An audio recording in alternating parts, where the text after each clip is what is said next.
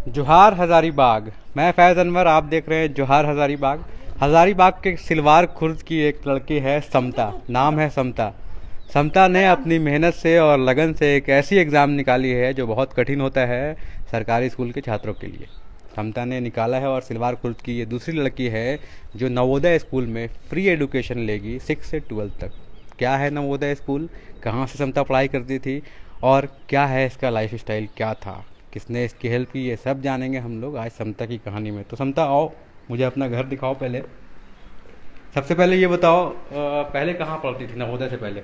नवोदय से पहले मैं राजकीय मध्य विद्यालय सिलवार खुर्द में पढ़ती थी। अच्छा, वहाँ कहाँ तक पढ़ाई की वहाँ पे? वहाँ पे 5 क्लास तक पढ़ाई की। 5 क्लास तक। हम्म। तो क्या पढ़ाई में मन लगता था शुरू से या फिर स्कूल जाने के बाद मन लगाया था? नहीं, शुरू से ही पढ़ाई में मन शुरू से लगता था। पढ़ाई में मन लगता था। हम्म। और क्या है, मतलब स्टार्टिंग कैसे की तुम? स्कूल जाती थी तो क्या क्या पढ़ती थी? यहाँ पे क्या फैसिलिटीज़ था तुम्हारे पास, क्या क्या सुविधाएं थी? हम यहाँ पे स्कूल जाते थे तो सर लोग पढ़ाते थे तो ध्यान लगा के पढ़ते थे हम। और और बताओ, कुछ याद आ रहा है तो? अगर कोई भी एग्ज़ाम होता था उसमें हम मतलब फर्स्ट सेकेंड या थर्ड लाते थे। अच्छा, सब एग्ज़ाम में फर्स्ट सेकंड थर्ड आते थे। हम्म। तो ये बताओ, आ जाओ इधर आ जाओ। हाँ, ये बताओ, नवोदय में जो तैयारी करके गई तो नवोदय तैयारी करने के लिए कितना टफ होता है? क्या जो एग्ज़ाम देती थी यहाँ फर्स्ट सेकंड थर्ड, उससे कुछ टफ था या फिर सिंपल था? सिंपल था। सिंपल था, आराम से तुम्हारा एग्ज़ाम क्लियर हो गया। हाँ। तो अभी कैसा स्कूल है वहाँ नवोदय में, बताओ ये। वहाँ पे बहुत अच्छा स्कूल है, वहाँ पे टीचर भी बहुत अच्छे हैं, अच्छा से पढ़ाते भी है और मैं भी अच्छे से पढ़ती हूँ। कितने लोगों के साथ तुम पढ़ाई करती हो वहाँ वहाँ पे बहुत लोगों के साथ पढ़ाई करते हैं। पे? बहुत लोग, मतलब एक स्कूल में एक क्लास में कितने लोग होते हैं? एक क्लास में 40 तक।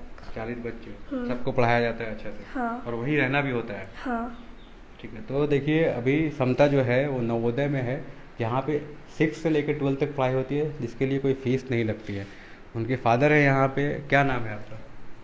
सबसे तो पहले मैं जोहार झारखंड की तरफ से सबको प्रणाम करना चाहूँगा, जोहार करना चाहूँगा, आपको भी नमस्ते कहना चाहूँगा। मेरा नाम रोहित कुमार भारती है। मैं समता भारती का पापा हूँ और ये मेरी वाइफ अभी उधर चली गई है, उनका नाम किरण देवी है। मैं बहुत गरीब फैमिली से आता हूँ और आज मुझे आप व्हीलचेयर में देख रहे हैं। तो ये शुरू से आप व्हील चेयर में हैं ऐसा? नहीं सर, ये 2015 से 1 जुलाई 2015 को मेरा एक आकस्मिक एक्सीडेंट हो गया था। अच्छा। जिसके वजह से मैं व्हीलचेयर में आ गया और मेरी रीढ़ की हड्डी T6 लेवल में स्पाइनल कॉर्ड मेरा टूट गया। जिसके वजह से जहाँ टूटा उसके नीचे मेरा शरीर शून्य हो गया, काम नहीं करता है। तो इसके पहले कहाँ काम करते थे? इससे पहले मैं डीसी आवास में कुक था। अच्छा, कुक थे? हाँ, तो मैं डीसी आवास में कुक था, वहाँ पे खाना बनाता था और कैजुअल में था। हाँ। मतलब अब नो वर्क नो पे। अब कोई वर्क नहीं है? नहीं। तो फिर समता जब पढ़ रही थी स्कूल में, यहाँ तो गणित में फ्री था, इसके बाद क्या लगा आपको 6 क्लास में कैसे जाके पढ़ेगी, आगे क्या पढ़ाई करेगी, क्या सोचा था आपने? सर, हमने सोचा जब मैं आईएएस के साथ रहता था, आईएएस के 24 घंटा आईएएस के साथ घूमना फिरना या उनको खाना खिलाना, तो मेरा दिमाग में हमेशा एक बना रहता था कि मैं इस स्थान पे हूँ तो काश हमारे बच्चे इस स्थान पे हो।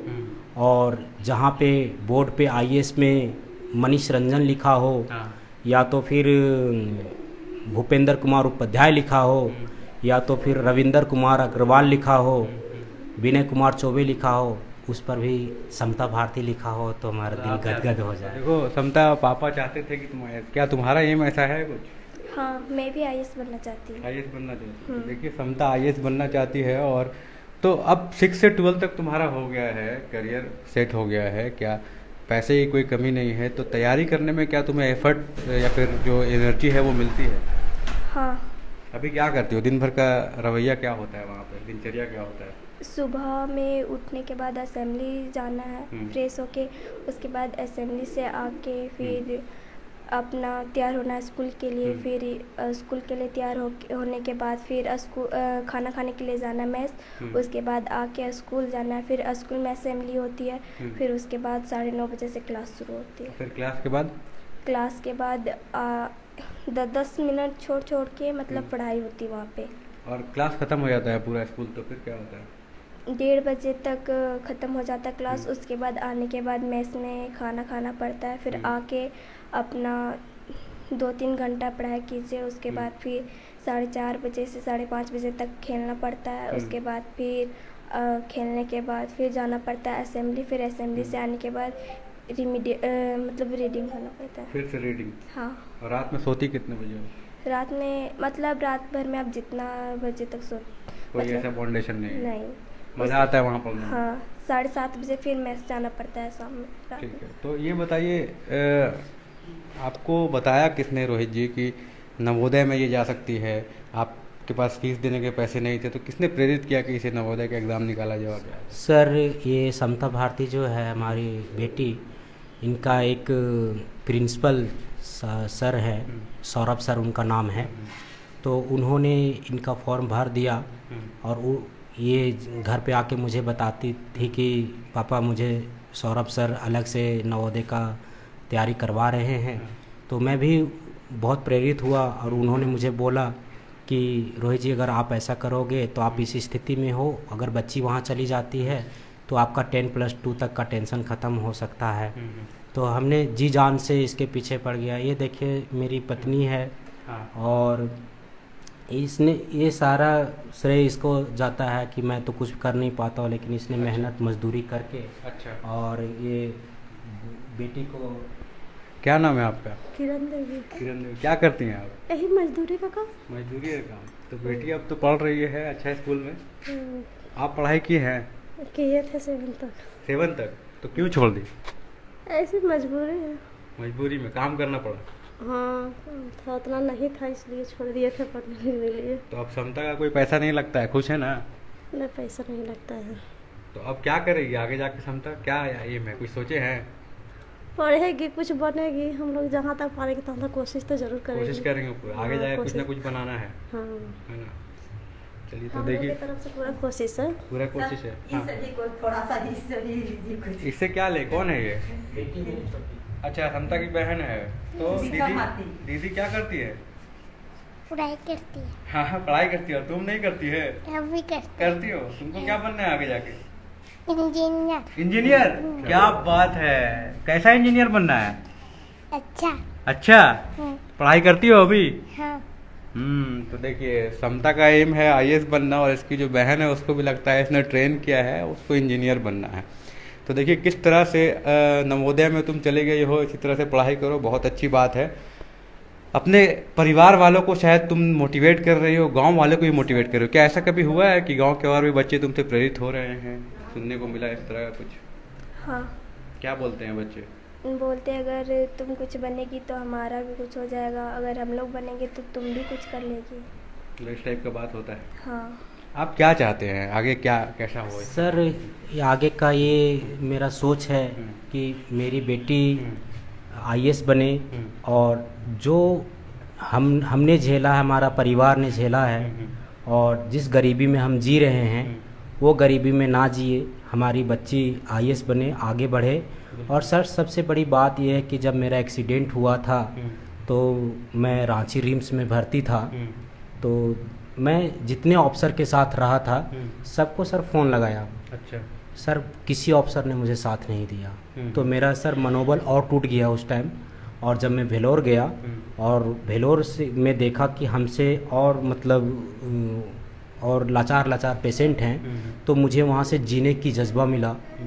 और जीने का जज्बा मिला सर, तो वापस जब मैं आया तो मुझे दिमाग में एक चीज़ आया कि जब मैं मृत सैया पे पड़ा हुआ था उस टाइम मुझे, जिसको मैं करीब 3 साल खाना बनाकर खिलाया, 2 साल खाना बनाकर खिलाया, 7 महीने खाना बनाकर खिलाया, वो मुझे पहचानने तक से इनकार कर दिए। अच्छा। तब मैं एक चीज़ दिमाग में ठान लिया कि मैं आईएएस बन तो नहीं सकता हूँ, लेकिन आईएएस बना सकता हूँ। तो ये मैं आपका चैनल के माध्यम से मैसेज देना चाहूँगा लोगों को कि अपनी सोच को कायम रखें और अपना सपना को साकार करने के लिए उस पर हमेशा दिन रात मेहनत करें। तो सर मैं उसके पीछे सोचने लगा हमेशा, और उस ऑफिसर को फ़ोन लगाया जो उस टाइम NHRM का हेड थे, अच्छा। डॉक्टर मनीष रंजन, आप लोग जानते होंगे, DC IAS हज़ारीबाग में DC थे। उनके साथ में 1 साल 9 महीना काम किया। उनको मैंने फ़ोन लगाया, बोला कि सर मेरा ऑपरेशन करवा दो, मैं ऐसे ऐसे का हो गया मेरे साथ। उन्होंने साफ बोल दिया कि हॉस्पिटल प्रबंधक से बात करो, हमसे कुछ नहीं होगा। फिर मैंने एक ऑफिसर को और फ़ोन लगाया, रविंदर कुमार अग्रवाल को, उन्होंने भी मुझे साथ नहीं दिया। जब मैं लास्ट टाइम जिला परिषद DDC के आवास में डिपोट था, तो एक राय महिमा पत्रे करके IAS थे, बहुत अच्छा साहब थे वो। मुझे कभी उन्होंने नौकर नहीं माना, उन्होंने हमेशा दोस्त टाइप का व्यवहार मेरे साथ किया। लेकिन मेरी बदनसीबी थी कि उस टाइम वो लंदन में थे, यहाँ नहीं थे। अगर वो यहाँ रहते तो शायद मेरा ऑपरेशन वो करवा देते और मुझे शायद वो ठीक करवा सकते थे, लेकिन वो यहाँ नहीं थे।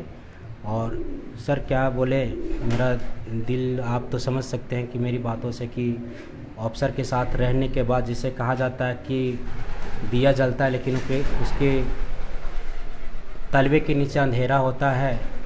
लोग तो कहते थे कि रोहित DC के पास रहता है, DC के पास रहता है, लेकिन जब DC की रोहित को ज़रूरत पड़ा तो किसी DC ने साथ नहीं दिया। तो सर यही ज़्यादा मुझे प्रेरणादायक मतलब आया सर मेरा दिमाग में कि हमारी बेटी जब IAS बन जाएगी तो पूरा दुनिया को मदद करेगी।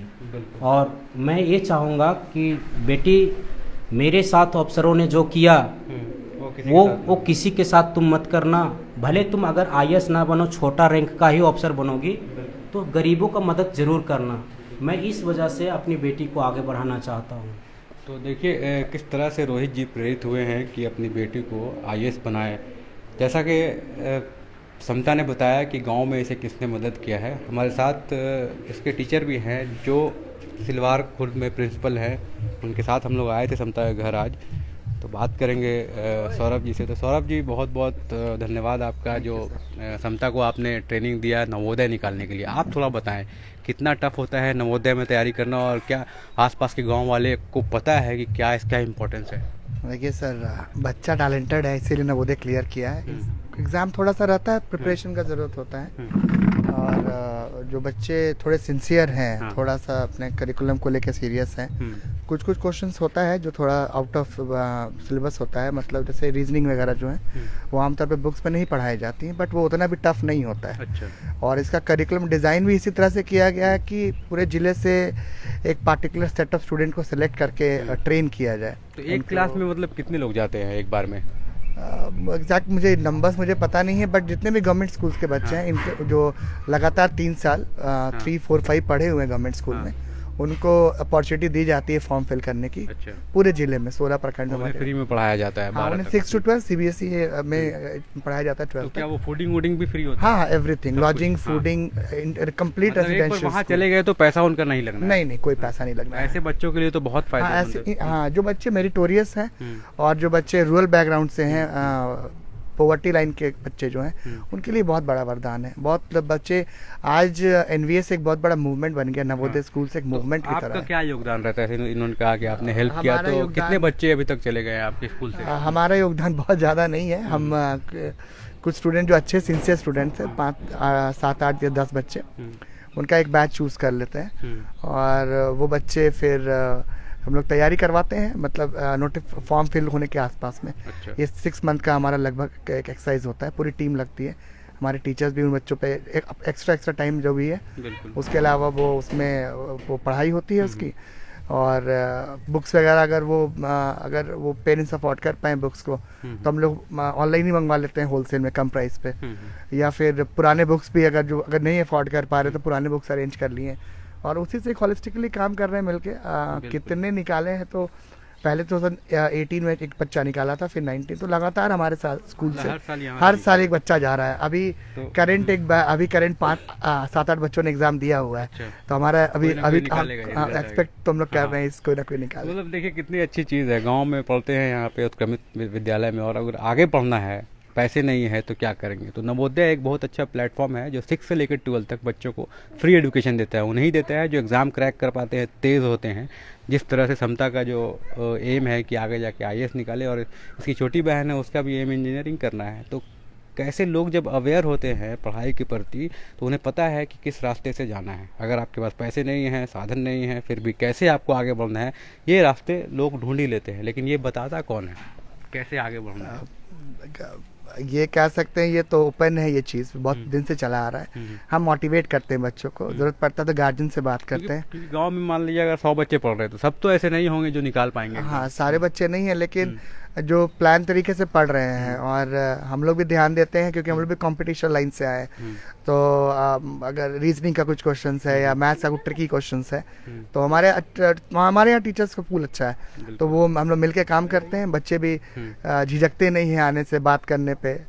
तो जो बच्चा सिंसियर है, पेरेंट्स अवेयर हैं, टीचर्स तुम लोग कंट्रीब्यूट कर ही रहे हैं अपने लेवल पे, तो आ जाता है। इवन सुदीक्षा भी तैयारी कर रही है कि छोटी बहन भी नवोदय की तैयारी कर रही है, वो भी तो आगे जाके हाँ, वो भी प्रयास कर रही है कि नवोदय में क्लियर करे। तो एक के साथ एक चलता है, फिर कारवा बस बन जाता है, स्टार्ट हो जाता है। आपको तो गांव में पता चल गया होगा कि यहाँ से लड़की फ्री हाँ हाँ हाँ। इससे पहले भी एक लड़की थी, कोमल है, अच्छा, इसी गांव की लड़की है, कोमल निकाली। 2 बच्चे थे, यशवंत मिथिलेश, तो काफी पढ़ भी चुकी होगी क्लास 10 हाँ, लोग नहीं 8-9 में है। हाँ, 4 बैच है हमारा अभी।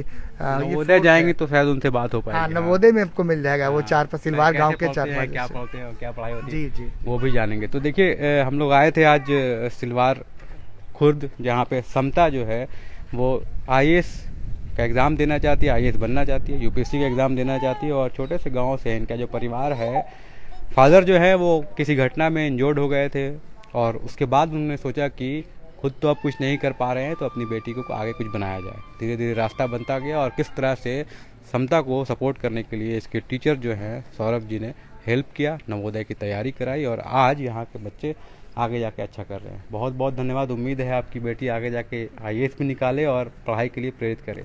ठीक है, ठीक है ना, निकालोगी ना?